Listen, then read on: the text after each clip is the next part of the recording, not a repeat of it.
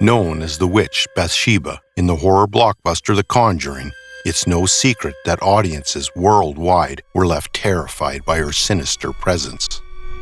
But what many may not know is that the nightmarish character, much like Ed and Lorraine Warren, is inspired by real events. While the film takes creative liberties, weaving a terrifying narrative of curses and possession, the true story behind Bathsheba Sherman is rooted in real history, with a much more complex and mysterious past.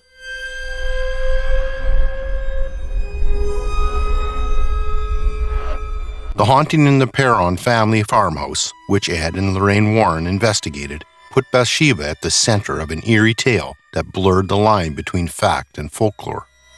To understand how the legend of Bathsheba came to be, and why her name became synonymous with dark forces, let's start by taking a look at the life she led and the unsettling rumors that followed her long after her death. The movie's depiction of Bathsheba Sherman might be exaggerated for Hollywood, but the true story behind her is rooted in eerie legends and real-life mysteries from the 19th century. Bathsheba Sherman was an actual person who lived in Harrisville, Rhode Island in the 1800s. She was married to a farmer named Judson Sherman and lived in a nearby estate, not far from the infamous Perron Family farm. On the surface, her life seemed typical for the time, simple, rural, and grounded in the duties of farm life. However, as time passed, unsettling rumors began to cling to her name, darkening her otherwise ordinary existence. These rumors, especially one about her sacrificing an infant to the devil, eventually took on a life of their own. Though no official charges were ever brought against her, whispers of witchcraft clung to Bathsheba Sherman like a dark cloud. Enter Ed and Lorraine Warren, renowned paranormal investigators who had already made names for themselves with high-profile cases, including the Amityville haunting and the infamous Annabelle doll. Their reputation for uncovering the truth behind terrifying hauntings made their involvement with the Perron family both significant and alarming. These accusations, though unproven, stuck in the minds of the community, painting her as a malevolent figure. For years, she was cast as a local villain, the embodiment of evil in a time when superstition ran deep. As the rumors spread, fear and suspicion gripped the local community, turning Bathsheba into a figure of dread, even long after her death. This escalating fear would lay the groundwork for the chilling events that unfolded at the Perron farmhouse many years later. Years later, Ed and Lorraine Warren became involved with the Perron family, who had moved into a farmhouse in the early 1970s. The Perrons claimed to experience strange and terrifying events within the old farmhouse, objects mysteriously shifting across the room, eerie sounds echoing through the halls late at night. The haunting presence was undeniable, but what disturbed them the most were the apparitions they witnessed. Among the spirits they believed to be tormenting them, one stood out: the malevolent ghost of Bathsheba Sherman. According to Lorraine Warren, the spirit of Bathsheba was not only haunting the Perron family, but specifically targeting Carolyn Perron, the mother. The Warrens believed that Bathsheba's spirit was not merely present, but vengeful, determined to torment Carolyn. They suspected that Bathsheba's goal was possession, hoping to take over Carolyn's body and, ultimately, harm her family. For years, the Perrons lived in constant fear, feeling they were under siege by Bathsheba's relentless and malevolent spirit. Every unexplained occurrence in the home seemed tied to her presence, pushing the family deeper into despair. The Perrons' experiences, though dramatized in the film, were very real to them. For nearly a decade, they reported being tormented by spirits, with Bathsheba's name at the center of their fear. Lorraine Warren, a renowned paranormal investigator, claimed to have communicated with Bathsheba during a seance. She was convinced that Bathsheba's spirit had cursed both the land and Carolyn Perron, leaving the family in constant dread. In reality, the story of Bathsheba Sherman is a complex blend of historical record and unsettling legend. While she lived and died in Rhode Island, the accusations of witchcraft and her alleged cruelty became local folklore.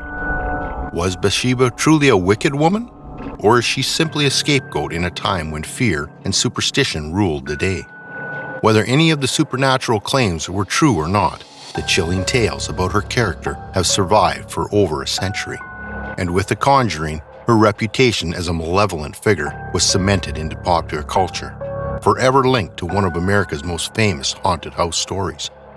The mystery surrounding Bathsheba Sherman remains unsolved, but her legacy endures, blurring the line between history, legend, and horror. Did Bathsheba's malevolent spirit really haunt the Perrons? Or has her tale grown into something far darker than reality? Was she a misunderstood woman, falsely accused in life and in death? Or was there something darker, lingering beneath the surface of her reputation? Only time and belief hold the answer.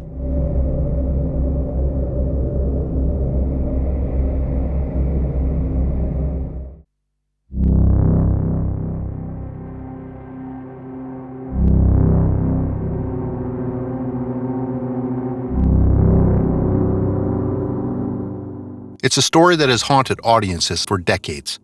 The terrifying tale of demonic possession that inspired one of the most iconic horror films of all time, The Exorcist. But what many don't know is that the fictional horrors seen on screen were based on real events. Behind the Hollywood spectacle was the chilling story of a boy named Roland Doe, whose haunting experience would become the foundation for one of the most famous portrayals of possession ever created. And as you will discover, the true events are even more terrifying and much harder to explain. The air was still, the neighborhood quiet, as the Doe family went about their lives in the peaceful suburbs of Washington, D.C. It was the late 1940s, and nothing seemed out of the ordinary, until the unthinkable began to unfold. For 14-year-old Roland Doe, what started as a series of strange, unexplained incidents would soon escalate into a living nightmare. Shadows moved where none should. Objects flew through the air without reason, and a presence, dark, unseen, began to take hold. At first, it was easy to dismiss the occurrences as coincidence, the tricks of a restless mind. But as the days passed, the terror grew. The events would soon spiral beyond anything anyone could imagine, gripping Roland's life in a way that would shake not just his family, but the entire world. What happened to Roland Doe would go on to inspire The Exorcist, a film that pushed the boundaries of horror. Yet, as unsettling as the movie was, the true story behind it is far darker. Roland's connection to the supernatural started innocuously. He was very close to his Aunt Harriet, a spiritualist with a fascination for the occult. One of the last things she gave to her nephew before her sudden death was a Ouija board, a tool she used to communicate with spirits. After her passing, what began as a mere curiosity for Roland turned into something much darker.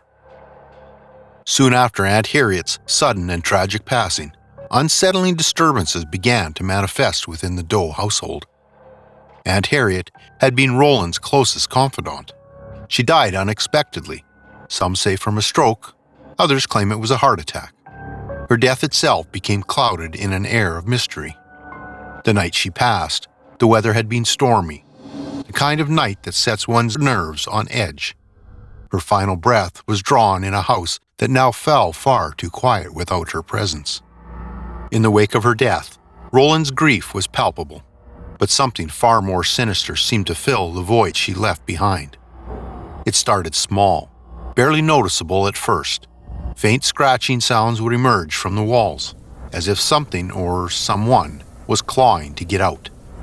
The family dismissed it as the sounds of an old house settling, perhaps even pests. But soon, objects began to shift ever so slightly. A chair would move a few inches on its own, or a book would fall from a shelf without explanation. Initially, these incidents were brushed off as tricks of the mind or grief warping their perception of reality. But the disturbances didn't stop there. In fact, they grew bolder. What once were faint scratches turned into loud, incessant banging that would travel through the walls, as if some unseen force was growing restless. Objects didn't just move, they flew.